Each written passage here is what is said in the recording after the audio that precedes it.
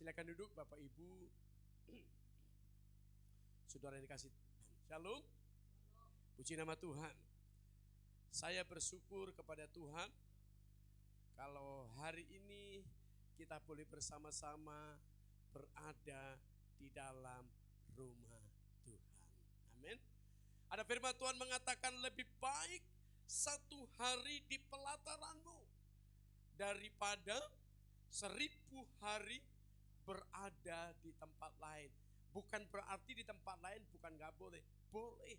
Tapi jauh lebih berarti, jauh lebih penting satu hari ada dalam pemandangan Tuhan. Amin. Nah, Bapak Ibu Saudara yang dikasih Tuhan, kita patut bangga dan bersyukur kepada Tuhan bahwa selama 26 tahun lebih gereja kita telah ikut berkiprah dan ikut membangun moral iman generasi penerus bangsa ini. Ya. Baik di dalam pelayanan yang kita kerjakan, juga ada bagian pendidikan, meskipun baru sebagian kecil yang bisa kita lakukan, namun sangat berarti dan kita telah lewati bersama baik dalam suka dan duka. Amin. Ada amin ya.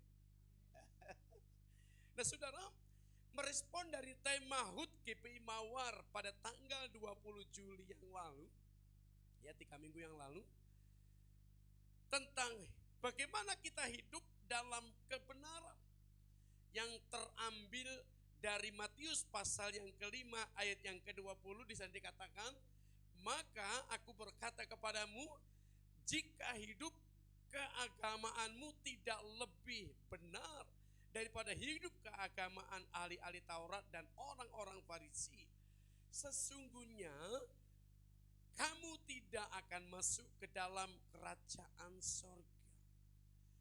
Saya percaya biarlah apa yang sudah kita canangkan bersama, tema tersebut menjadi titik balik daripada kita melayani Tuhan. Sekalipun banyak tantangan dan hambatan yang harus kita hadapi, namun tetaplah hidup dalam kebenaran. Katakan amin.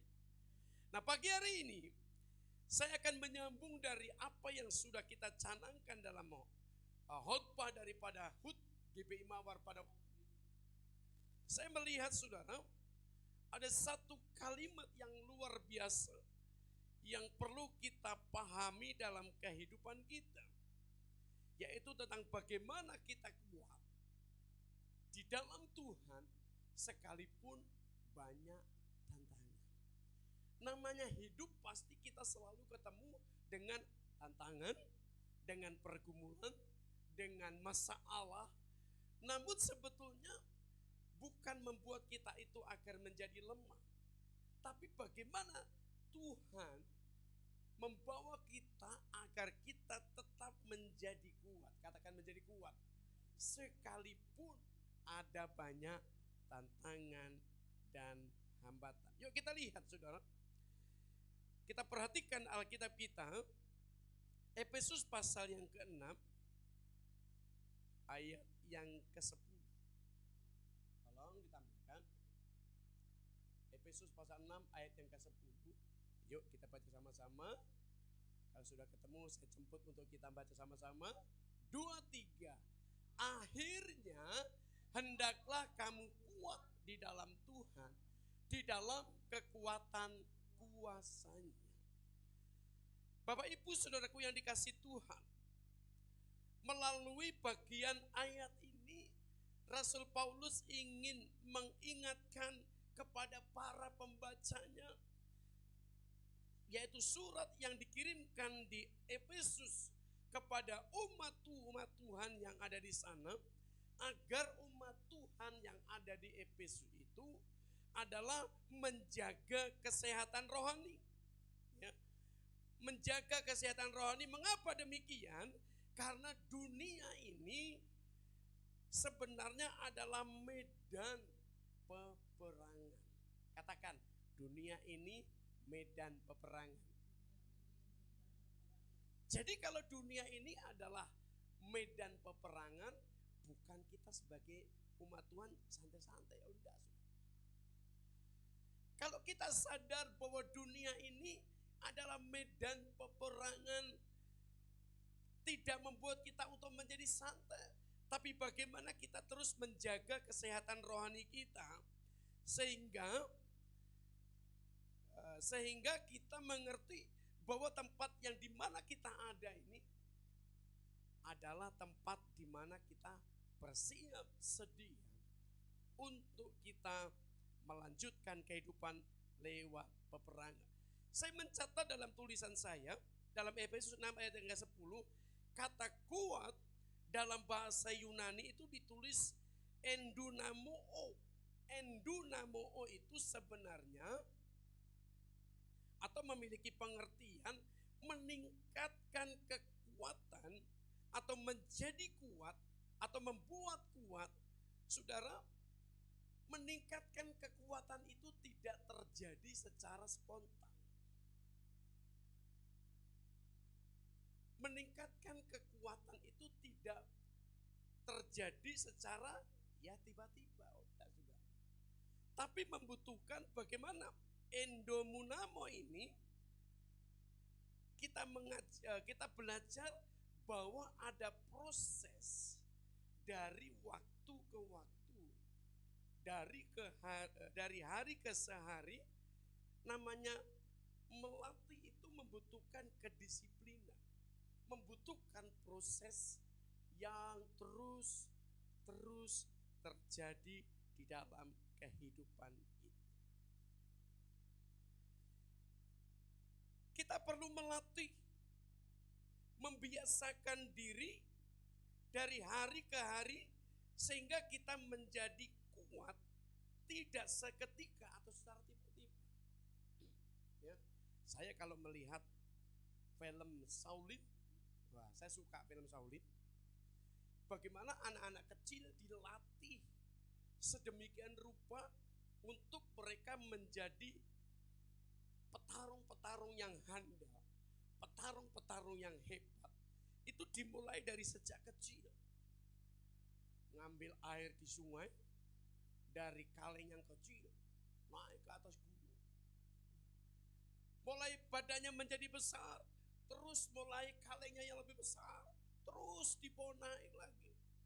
Sampai pada akhirnya dia menjadi seorang petarung yang begitu kuat. Itu karena dibiasakan, dilatih dari hari ke hari. Jadi endomunamo atau kuat di dalam Tuhan itu harus kita belajar bagaimana melatih kehidupan kita. Kemarin Pak Andre dia datang ke sini hari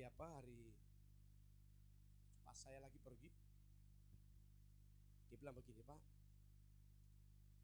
maaf, dia sekarang main putruk, ya.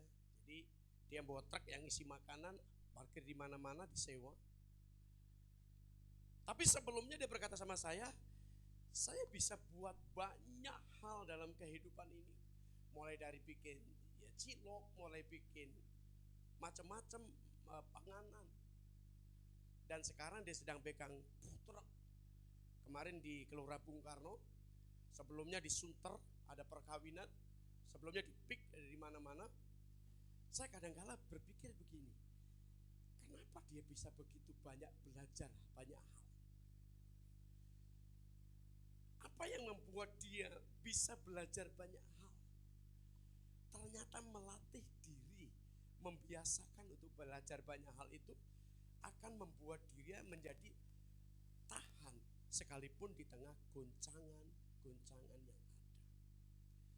Jadi Bapak Ibu Saudaraku yang dikasih Tuhan, endomunamo untuk kita menjadi kuat itu, meningkatkan kekuatan itu harus kita perhatikan dalam kehidupan kita. Tadi dikatakan Rasul Paulus apa? Dunia ini adalah tempat peperangan. kita harus menjaga kesehatan rohani kita. Kita harus belajar bagaimana untuk mempersiapkan diri dengan berbagai latihan yang kita bisa kerjakan. Dengan demikian kita akan membawa kita itu kepada satu titik di mana kita menjadi orang yang kuat. Katakan amin.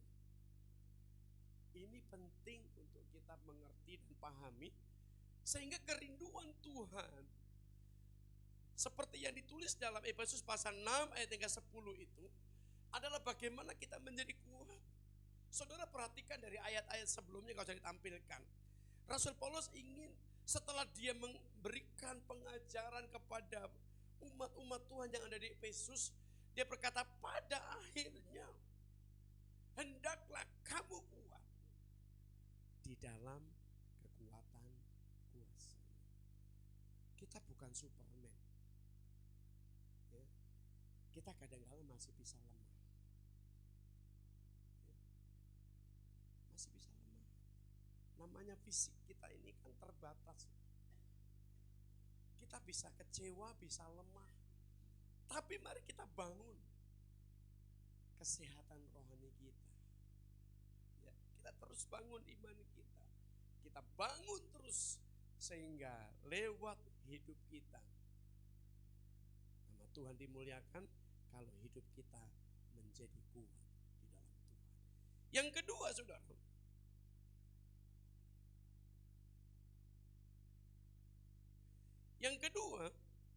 jadi bagaimana agar kita tetap menjadi kuat? Kekuatan itu tidak dilahirkan, melainkan diciptakan. Ya. Tidak ada kekuatan itu datang dengan sendirinya.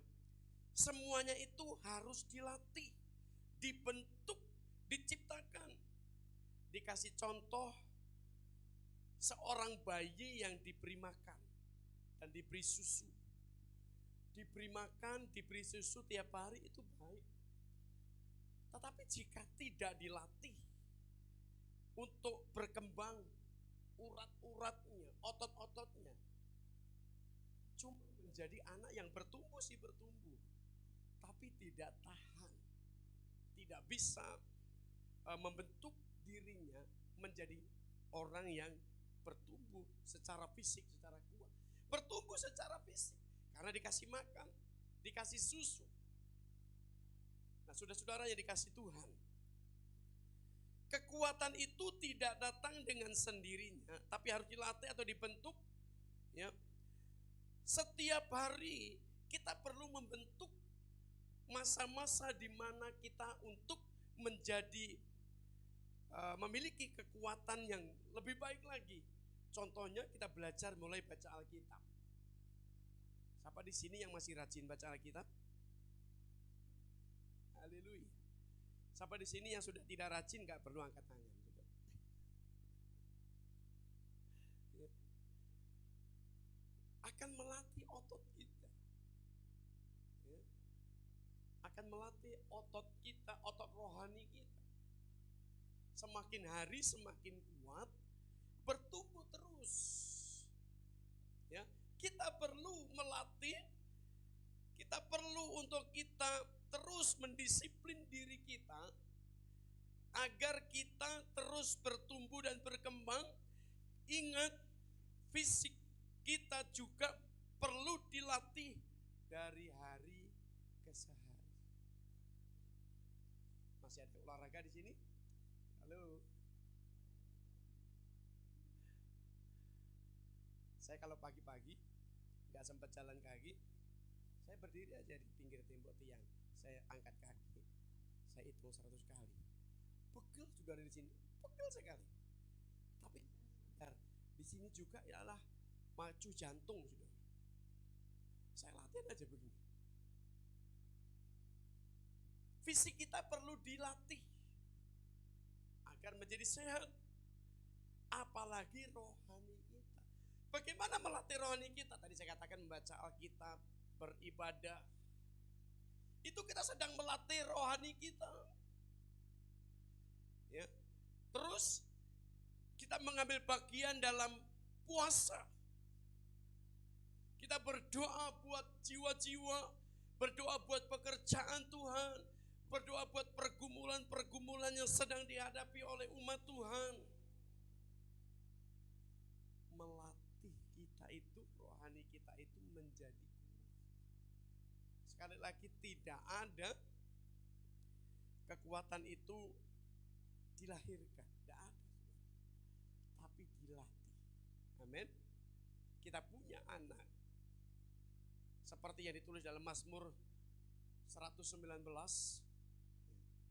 seperti seorang anak di tangan pahlawan. Sesuatu yang ada di tangan pahlawan itu bukan dibuat mainan, ya, tapi dilatih, dipersiapkan. Kemarin Minggu sengaja saya ajak Aldo ikut pelayanan saya mendampingi, karena 3 kali saya khotbah di gereja tersebut. Dia berkata begini, "Pak, anak kecil yang main drum, iya. Jadi dari kecil itu kita persiapkan, kita bangun, jangan malas, saudara. Pukul drum, pukul gitar, pukul apa, jangan malas. Rusak beli, Tuhan pasti siapkan. Yuk kita melatih diri kita, belajar untuk melatih. Kalau kita nggak melatih, nggak mau latihan, ya kita nggak akan pernah bisa apa-apa. Sementara orang lain, saya kemarin membaca di Cina, saudara. Saya lupa Cina atau Rusia, membangun bangunan di bulan, saudara. Ya. Membangun bangunan itu ada di bulan. Wah, luar biasa. Kita harus berkaca dengan hal-hal seperti itu, membuat kita maju. Jangan kita merasa puas, ya kita bisa ketik atau main game aja udah puas, jangan. Belajar. Mereka bisa membangun sesuatu di bulan. Mungkin dunia lain gak bisa, tapi kenapa dia bisa? Karena mereka juga melatih. Amin. Halo. Ya. Latihan itu penting, membuat kita terbiasa sehingga kita bisa melakukan dengan baik. Kualitas itu dihasilkan dari rutinitas. Jika kita ingin menjadi raksasa-raksasa rohani, menjadi orang-orang yang kuat secara rohani, maka kita harus melatih roh kita secara terus-menerus, dan pada akhirnya menjadi kuat. Jangan padamkan roh kita. Selalu berkata saya lemah. Saudara. Kita harus melatih. Karena kita harus ingat, kualitas itu dihasilkan dari rutinitas, artinya dari apa yang kita kerjakan. Jangan jadi Kristen penonton, saudara. Kalau kita jadi Kristen penonton, artinya ya sudahlah, biar orang lain yang mengerjakan. Saya mau cuma lihat aja. Kita nggak akan pernah dapat upahnya. Jangan sampai masuk ke surga, kita nggak bisa menerima mahkota-mahkota itu. Ada mahkota kesetiaan, mahkota kreativitas, mahkota kebenaran, mahkota tetap bertahan dalam iman, dan lain-lain. Jadi yang kedua, bagaimana kita tetap kuat adalah kita harus sadar kekuatan itu tidak dilahirkan, melainkan diciptakan. Sekarang yang ketiga, saudara. Efesus pasal 6 ayat yang ke-11. Satu ayat lagi di situ. Iya. Kita baca sama-sama. 2, 3. Kenakanlah seluruh perlengkapan senjata Allah supaya kamu dapat bertahan melawan tipu muslihat iblis. Yang ketiga, saudara, Bagaimana kita harus kuat? Kita harus kuat karena setan menyerang dengan tipu muslihat. Tipu muslihat bicara tentang iblis menyerang dengan tipu-tipu. Ingat, pada waktu Hawa di Taman Eden yang diserang itu pikirannya. Tuhan berkata semua pohon ya dalam taman ini buahnya boleh kamu makan. Tapi ingat, ada satu pohon tentang pengetahuan yang baik dan jahat tidak boleh kamu makan. Sentuh saja nggak boleh. Tapi iblis kan berkata apa? Bukankah Tuhan ngomong semua buah dalam taman ini boleh dimakan? Pikiran mulai dimainkan. Hati-hati sudah. Tuhan sudah mengingatkan untuk kita belajar bagaimana menjadi kuat karena setan menyerang dengan pikiran. Sekarang ini setan mainkan pikiran kita. Setan datang lagi dalam bentuk loncat-loncat seperti pocong begitu, enggak lagi. Tapi kenapa? Karena pusat pengendali itu ada di pikiran kita. Saya cerita beberapa waktu yang lalu di Warakas ya Bu ya. Seorang wanita yang sudah umur 28 atau 29 tahun. Saudara, maaf bicara, pikirannya begini. Ada banyak faktor. Ibunya cerita sampai menangis. Sehingga dalam keadaan seperti itu gak bisa tidak kerja. Mamanya seorang pemulung. Kerja dia akan jalan pergi keluar. Hati-hati dengan pikiranmu. Kita harus belajar bagaimana untuk mengendalikan. Bagaimana untuk kita terus meletakkan kepada Allah, Tuhan kendalikan pikiranku. Kendalikan pikiranku. Nah saudara, iblis menyerang dengan tipu muslihatnya. Dengan berbagai cara dia menipu banyak orang. Dengan berbagai caranya dia buat agar banyak orang ragu akan Tuhan. Dengan tipu muslihatnya dia mulai dekati orang dengan berbagai cara. Ya, mari kita belajar untuk kita tetap menjadi kuat. Tuhan, kendalikan pikiranku. Kita cerdas, kita semat, puji Tuhan, haleluya. Dan itu menjadi kerinduan kita. Tapi kita harus taruh Allah. Tuhan kontrol dalam hidup kita. Sehingga setiap pikiran kita ini dikendalikan oleh Tuhan. Jadi intinya begini Bapak Ibu. Bagaimana kita menyikapi dari tema daripada HUT GBI Mawar pada waktu itu. Mari kita tetap belajar menjadi kuat. Sekalipun kita masih banyak tantangan. Kalau sudah bosan dengan tantangan berarti sudah tinggal nggak di atas bumi, di bawah bumi. Gampang, tinggal panggil Pak Pendeta, gali lubang, tinggal kita doakan di sana. Tapi kalau kita masih mau berkata, Tuhan aku mau kuat, yuk kita belajar. Kekuatan itu tidak dilahirkan, tapi diciptakan, direncanakan, didisiplin hidup kita. Sehingga dari hari ke hari, bagaimana kita mulai melatih hidup kita, rohani kita ini. Sehingga kita menjadi Kristen yang kuat, bukan Kristen yang cengeng. Dan yang terakhir adalah, kita harus sadar, iblis meningkatkan, terus meningkatkan untuk menyerang umat-umat Tuhan dengan tipu daya, dengan tipu muslihatnya. Supaya apa? Kita tidak lagi percaya kepada Tuhan, kita ragu, dan akhirnya kita menyangkali Tuhan dan lari tinggalkan Tuhan. Hari ini biarlah ini menjadi sebuah rema dalam hidup kita. Saya mau tetap kuat Tuhan, sekalipun ada banyak tantangan Amin. Tundukkan kepala bagi Tuhan. Saya undang pemain musik bersama dengan kami.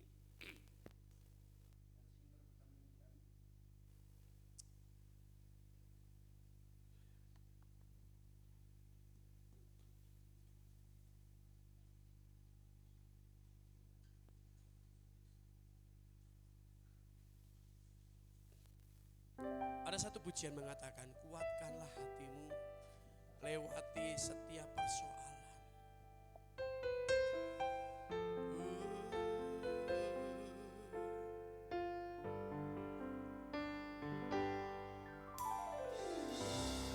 Kuatkanlah hatimu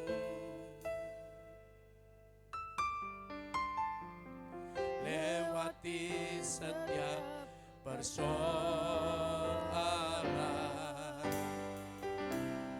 Tuhan Yesus selalu menopangku. Jangan berhenti harap padanya.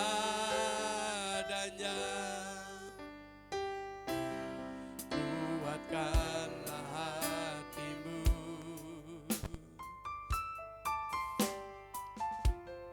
lewati setiap persoalan. Tuhan Yesus selalu menopangku. Jangan berhenti harap padanya. Tuhan pasti sanggup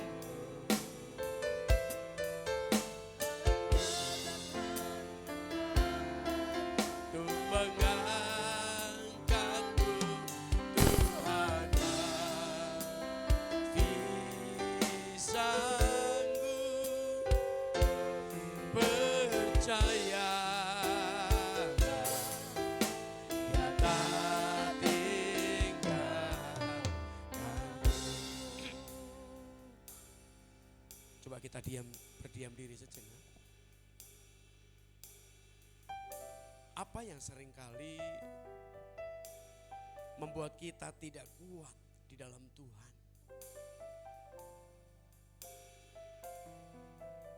Apa yang seringkali membuat kita tidak mampu bertahan di tengah-tengah perjalanan hidup ini?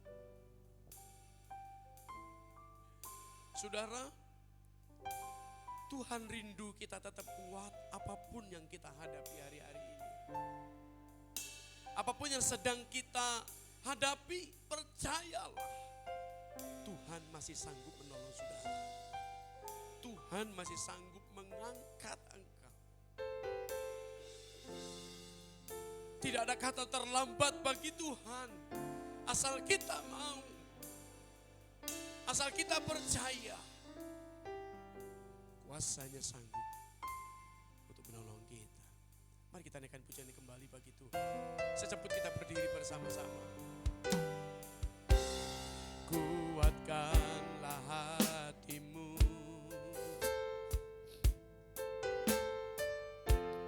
lewati setiap persoalan. Tuhan Yesus selalu menopangku. Katakan, jangan berhenti, berhenti harap padanya.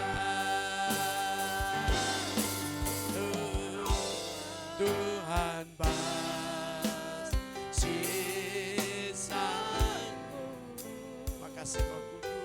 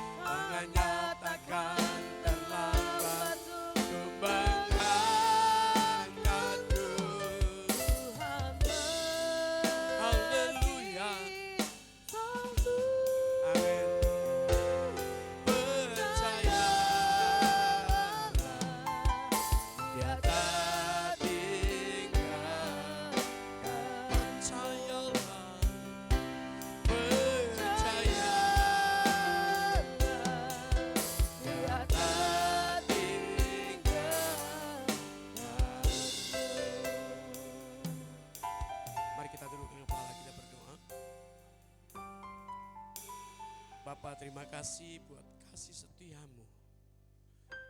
Makasih buat kemurahanmu, kami boleh ada sampai hari ini. Kami boleh kuat sampai hari ini semua karena Tuhan. Ajar kami untuk kami terus melatih diri. Untuk kami terus meningkatkan kekuatan dan kekuatan yang baru. Terima kasih. Berbicara atas kami dan jadikan rema segenap firman-Mu dalam hidup kami.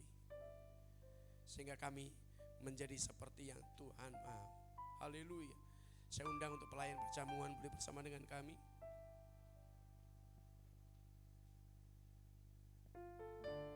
Haleluya.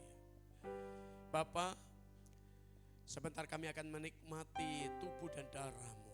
Menjadi satu dengan Engkau, kuduskan setiap kami. Sehingga ketika kami makan dan minum tubuh dan darah-Mu, kami peroleh kekuatan dan kemenangan baru. Dalam nama Yesus kami berdoa. Amin.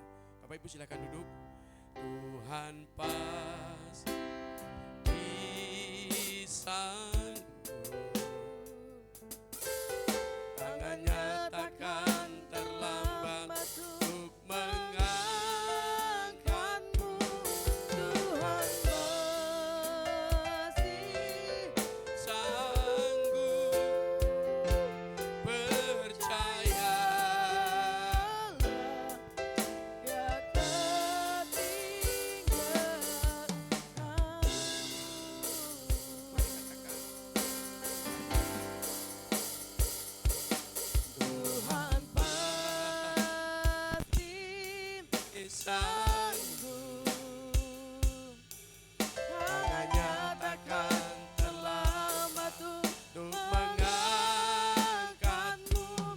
Tuhan pasti sanggup, percayalah, dia tak sekali lagi. Amin.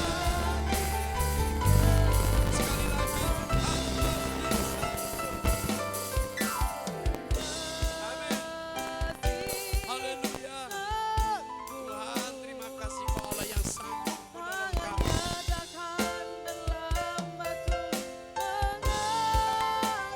Saya undang kita boleh berdiri bersama-sama.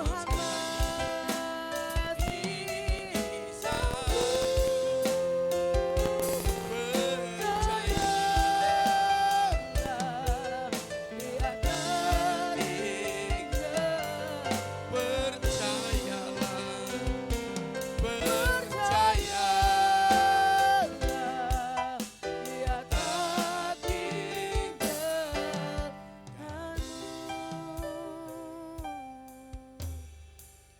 mari kita angkat roti di tangan kanan kita lebih tinggi.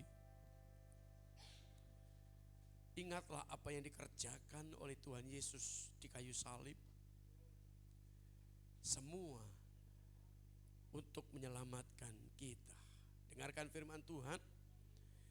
Dan ketika mereka sedang makan, Yesus mengambil roti, mengucap berkat, memecah-mecahkannya, lalu memberikannya kepada murid-muridnya dan berkata, ambillah, makanlah, inilah tubuhku. Bukankah yang kita pegang adalah tubuh Tuhan? Dengan iman kita terima dalam nama Yesus.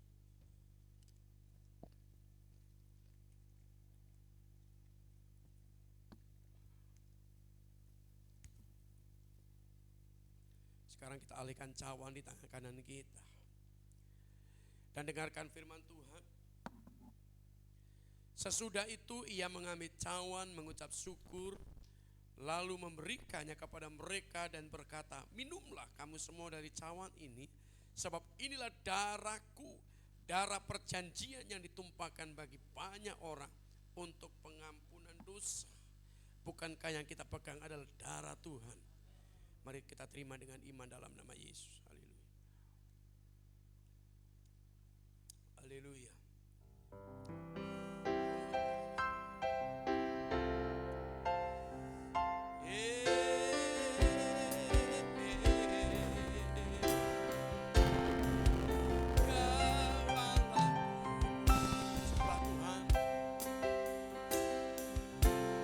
Allah yang hidup, Kau rancangkan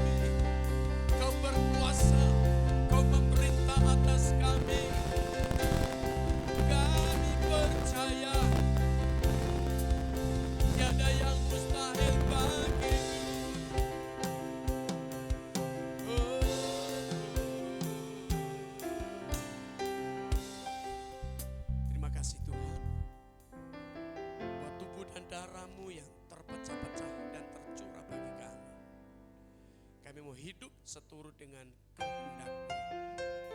Berkati setiap kami yang sudah dengar firman-Mu, sudah menerima tubuh dan darah-Mu. Bila kiranya Tuhan terus menolong dan menuntun kami. Dalam nama Yesus kami berdoa. Amin. Silakan duduk, silakan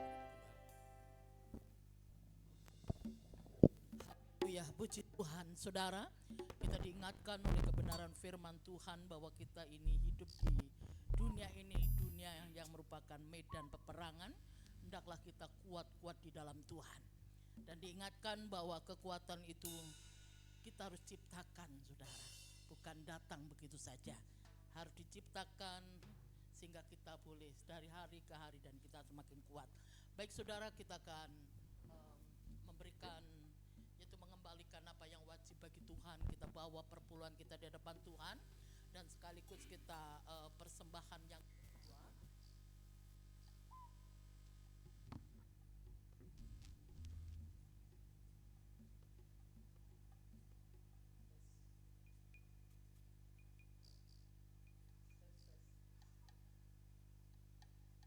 Sebelumnya kita akan sama-sama berdoa.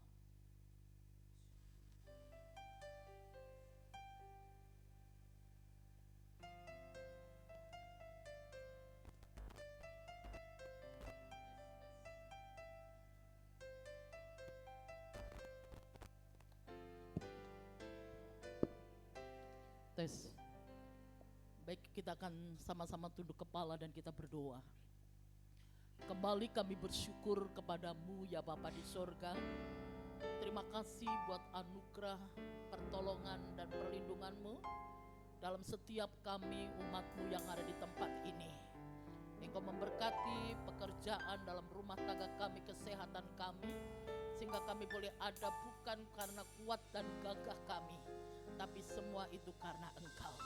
Karena itu Tuhan, pada hari ini kami umatmu akan membawa yaitu perpuluhan kami maupun persembahan yang kedua. Kami mohon Bapa Engkau menyucikan dan menguduskan setiap persembahan yang kami bawa, sehingga pekerjaan Tuhan di tempat ini, gereja Tuhan di tempat ini semakin diperluas. Terima kasih Bapa di surga, terima kasih, kami percaya janji firman-Mu adalah iya dan amin.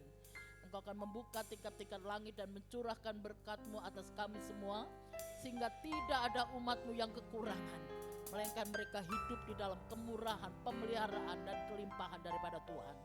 Dalam nama Bapa, Putra dan Roh Kudus, di dalam nama Tuhan Yesus Kristus, hamba berdoa dan mengucap syukur. Haleluya, amin.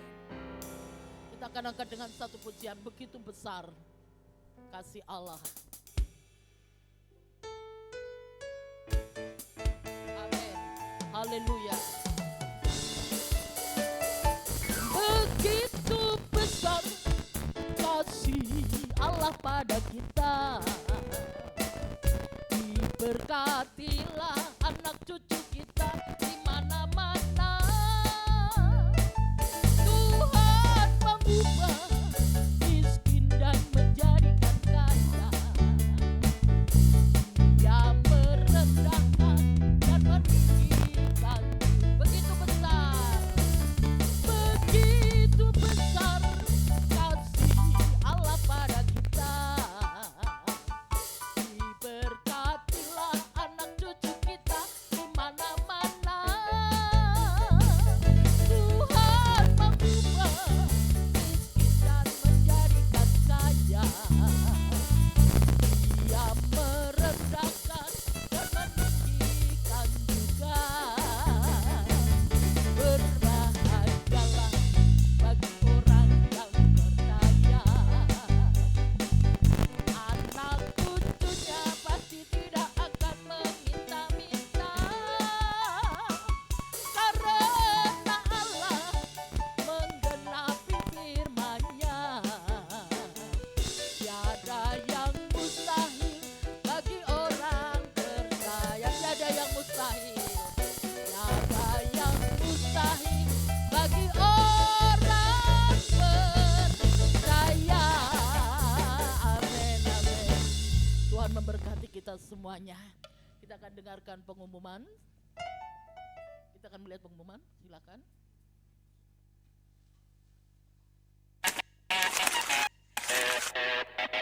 Oh